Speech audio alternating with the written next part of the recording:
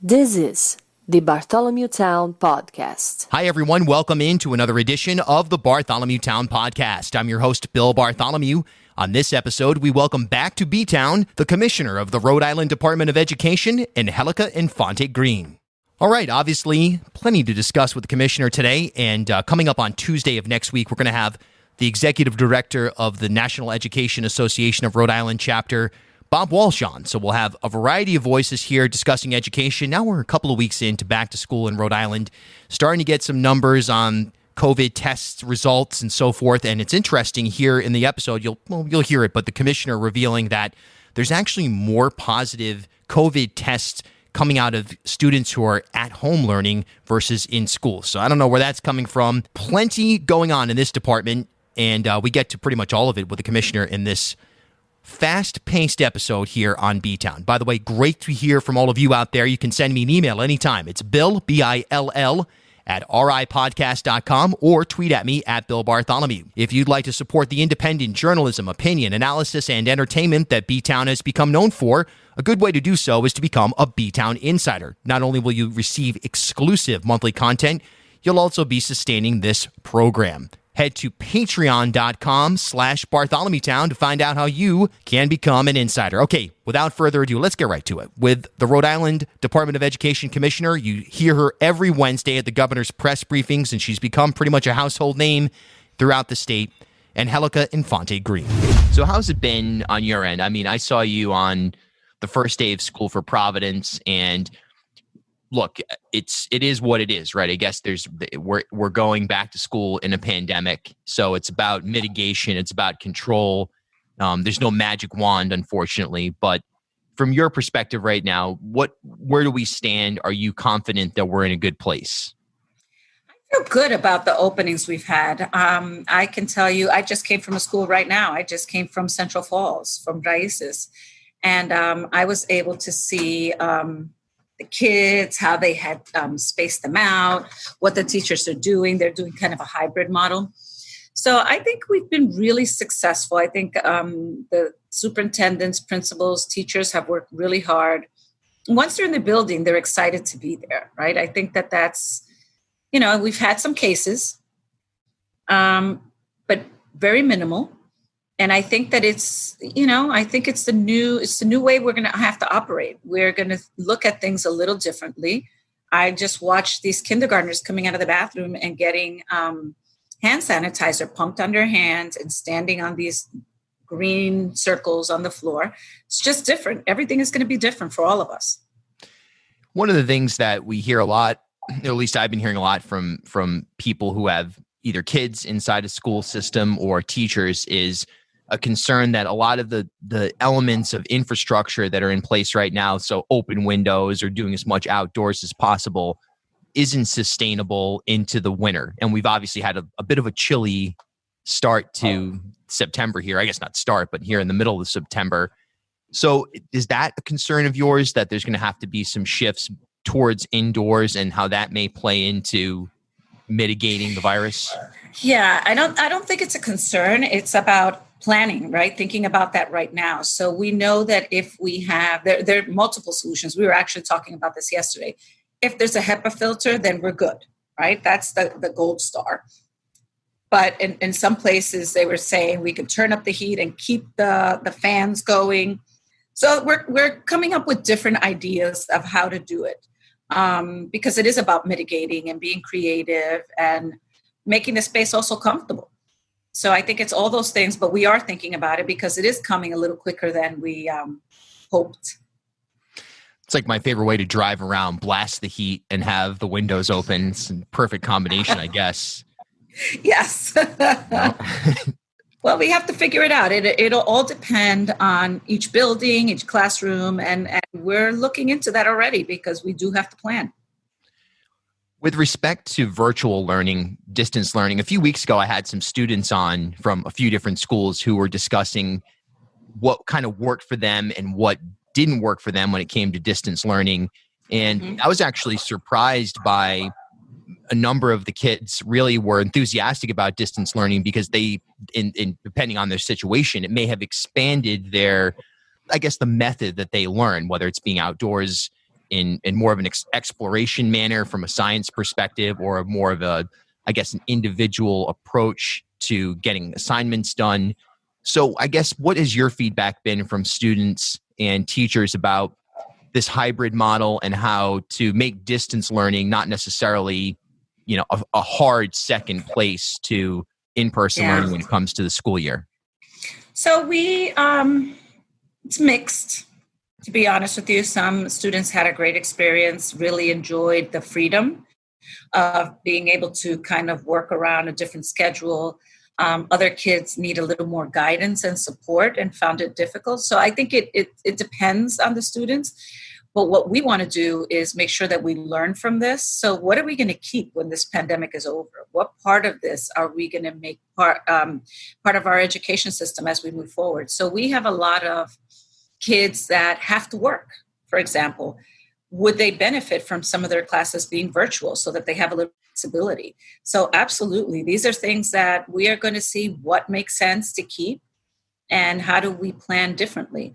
But also, where have been the missteps and what do we need to strengthen? We know that for the little kids, it's a very different experience. Do you sense that from school nurses' perspective that as far as in-person learning right now, the systems for assessing a person who may be, whether it's a teacher, staff member, student, that sort of boots on the ground assessment of whether or not somebody may be symptomatic or a carrier of COVID, do you feel like that infrastructure is in a good place? Because obviously we've got the testing sites. We know the basics. Don't come to school if you have the red face on the app, all that.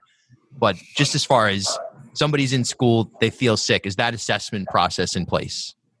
Yes. So interesting that you asked that. So we had a case in a school, and the nurse was the school nurse sent the person to get tested, and it was a positive. It was an adult, but she was able to say, okay, you need to go get tested. And it showed us how well it worked. And it all happened within maybe 3 hours. So the person went into this nurse, got tested, got the results back. We were able to quarantine everybody within a few hours. So it worked well. I think the part that, there's a lot of anxiety around all of this. But the structures in place have worked at this point.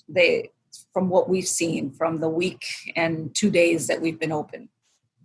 What about school sports? There's, obviously football's canceled, but I was involved in sports here in Rhode Island. I did play in the interscholastic league when I went to school, but I was a referee for forever in soccer and even basketball. And I've heard concerns from referees who have said, hey, look, there's no real way to keep social distancing in a soccer game.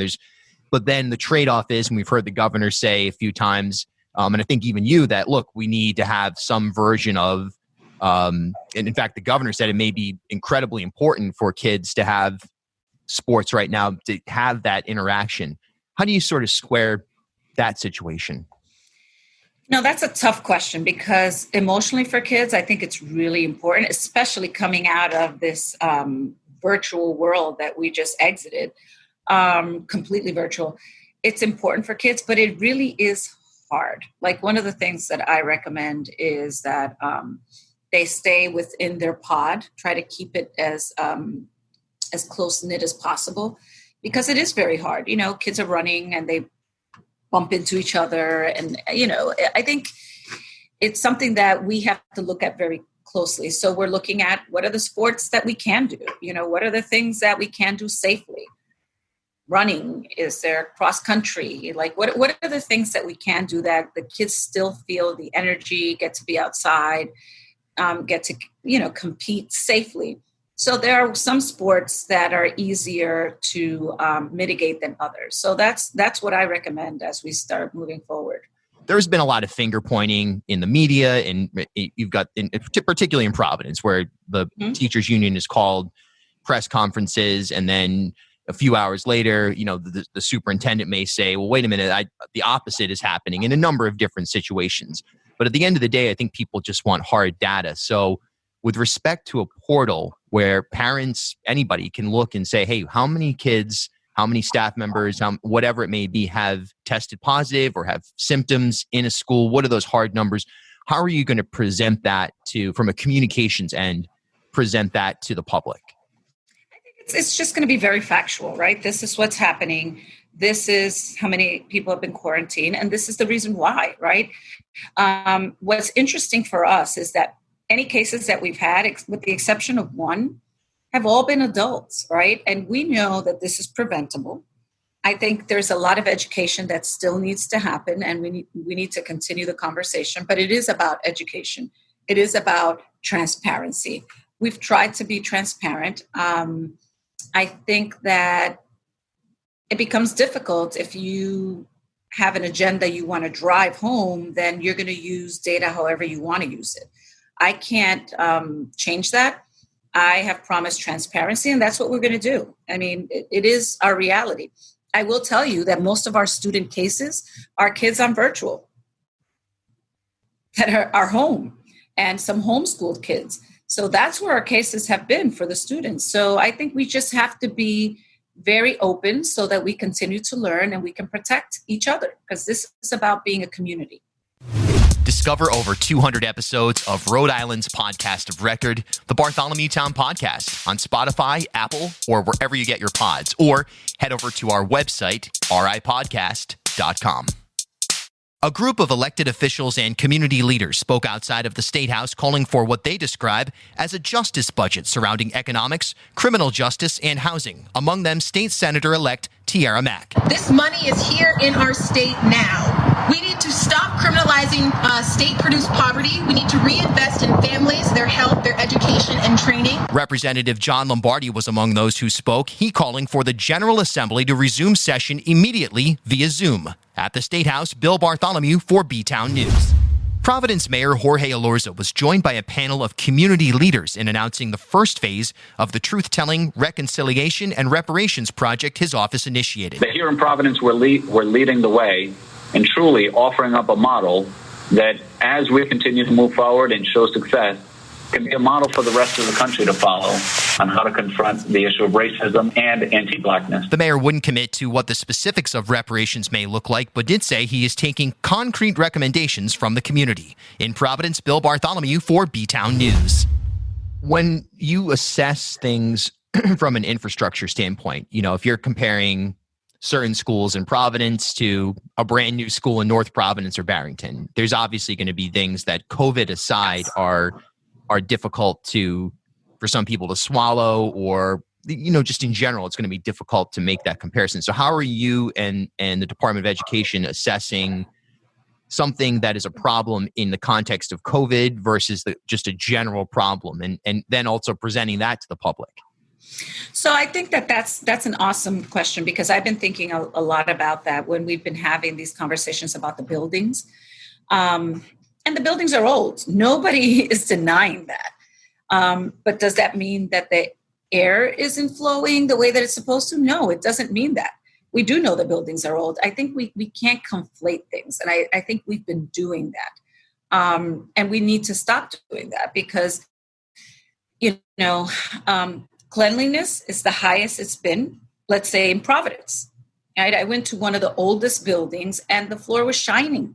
So I think it's different than, you're going to have one situation in Barrington, you're going to have a different one in a different place, but we have to talk about that context and how is this being mitigated within that context, and not conflate the two, because, having a tile not being in place is very different than not having the air moving the way it's supposed to. So those are two different things, and we need to make sure that we're having the right conversation. There's a lot made about the walkthrough versus inspection. That's something that was in the one hand, it was a talking point. At the other hand, it was sort of a realistic way of assessing things. I talked to some of the people off record who were doing these walkthroughs, and they said, look, I'm not qualified to break down if a HEPA filter is the grade 13 filtration versus whatever it may be.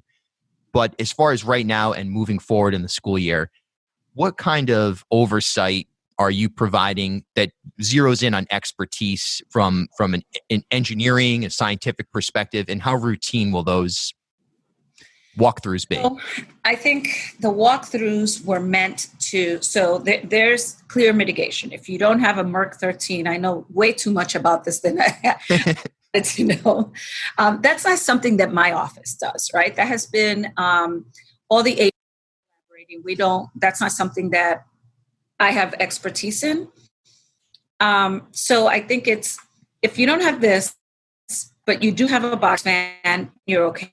And if you don't have a box fan, then you have to have a filter. Some things are just black and white, right? And I think that we have that. And we have had experts come in and train the people that are going out what to look for. That doesn't make them experts, but it is very clear what needs to be there. So if you don't have one thing, you have another. There is no, it isn't as complicated as we have made it.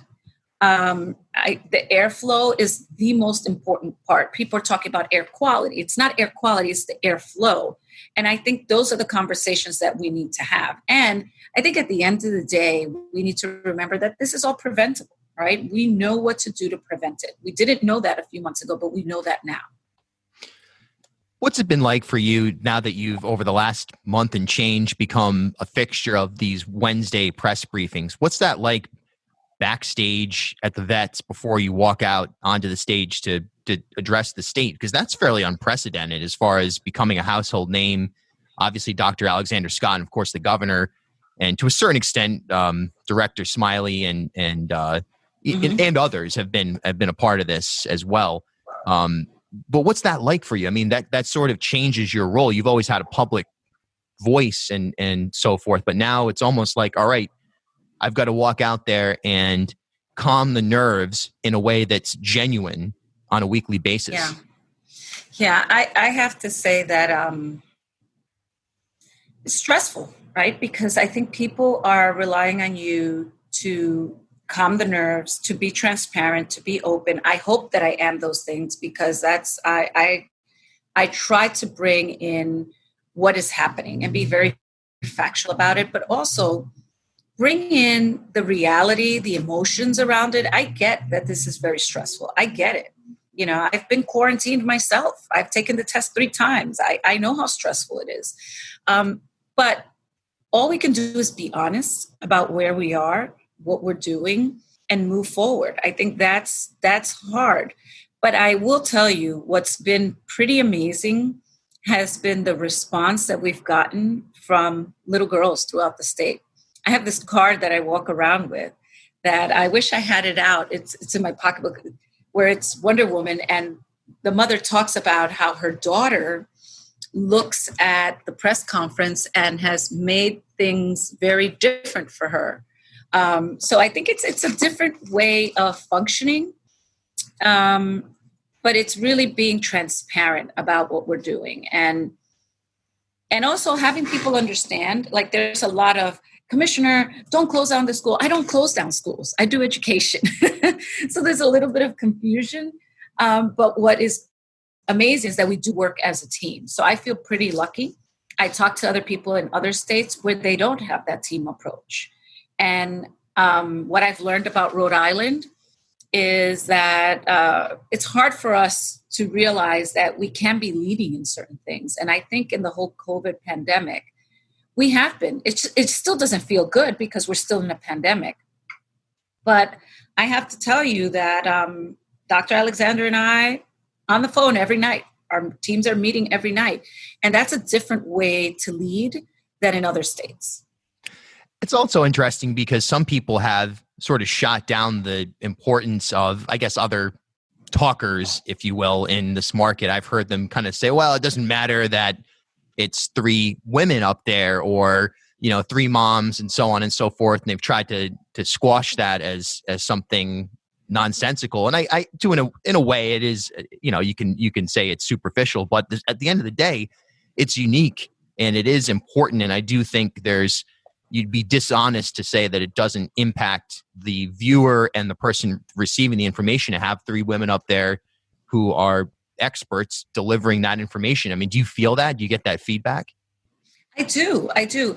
And it's not to say that men are not as important or don't care as much, because I have to tell you, I say this all the time, I can't do what I do if it weren't for my husband. I have to be totally honest. I am in the office till 9, 10 o'clock sometimes in the evening, and he puts my kids to sleep. I can't do that if he were an integral part of what my household is. But I have to tell you that it is different. I think we have to acknowledge that you don't see in most states 3 women leading and having these conversations. And I think what's interesting about it also, and I brought this to the attention of some people, I love wearing dresses, right? When you come into this world, you're not supposed to wear dresses, right? Because you have to look a certain way. But I think that we're leading in this state the way that we want to lead, which is being a mother. When you're a mother, you think about things, not saying that when you're a father, you don't, but when you're a mother, you think about things. Would I put my child in that situation? Would this be okay for my kid? And those are the things that you think about. And you stay up at night. You stay up thinking about those decisions. It's not just a number. It's somebody's child. So we think about those things. And we have those conversations behind closed doors, which I think is unique. Last couple of minutes here. Do you think by and large the media in Rhode Island has done a good job? And I know I've been at these press conferences, so it's sort of like not entirely removed from me, but by and large, do you think they've done a good job of covering what's happening right now in Rhode Island broadly, but particularly with back to school? Somebody said the other day that the press corps is lame. Somebody who's broadcasts, that they're not doing a good job digging into the questions. Other people have said, "Oh, there's mansplaining going on," and so on and so forth. But how do you, how do you assess that? Well, I don't think that, right? When I walk on stage, the first thing I do is look to see who's in the audience, right? Certain reporters care about certain parts of the pandemic. But I think that the questions are genuine. The questions are real. I think people are asking things that they're hearing. They want more explanation. They want more detail. I don't think that at all. I don't know who's saying these things or why, but I find that it is very easy to tear people down when you're not actually doing the work. Right. So when you're not reporting it, it's easy to be judgmental. But when you're there and you're coming up with the questions and you're engaging, it's different. Right. So I always take things from where they're coming. What's the goal? What is their purpose? And one of the things that I hope that we continue to do is build each other up. We're always in this silent competition against Massachusetts. But, Massachusetts isn't bad-mouthing Massachusetts. Rhode Island is very judgmental of Rhode Island. And I think that we need to change that rhetoric. I think our media is doing a great job, right? They get things front and center. They're there. The first day I was in a school, everybody was there asking the questions, wanting to know more, wanting to be where the action is. I think that's important. And I think we need to give credit where credit is due. Last question. What would you like to see other than, again, the magic wand or, this completely proven vaccine, whatever it is? What would you like to see? How would you like to see this school year go with that sort of realistic approach? I asked the governor a couple of weeks ago, do you genuinely believe you'll walk out on stage and say, all right, we've defeated COVID here in Rhode Island? And she said, well, maybe this time next year. So, assuming that we're roughly 11 months away from what the governor believes is maybe a realistic end to this pandemic, at least here in Rhode Island, where would you like to see this go? Because we've got a long way to June. Yeah, I would like to see our kids being excited about getting up and going to school. I would like to see our teachers not be worried about things, that they feel secure, safe and secure. I'd like to see that the systems that we've put in place actually work, right? That we're mitigating and we're moving things very quickly and we have very few cases related to schools, and that our kids are learning, and not only learning, but surpassing our expectations. I think that is my greatest hope for us. I mean, I came here to really work on education, and I have not lost that focus, right? How do we get better? How do we bring in more resources? How do we support the work that needs to happen? 11 months from now, I want to be able to say, we lived through a pandemic and we did the best job than anyone else in the nation. I'm extremely competitive, and I want to be able to say that because that means that we work together as a state to make this happen for all our kids and all our educators.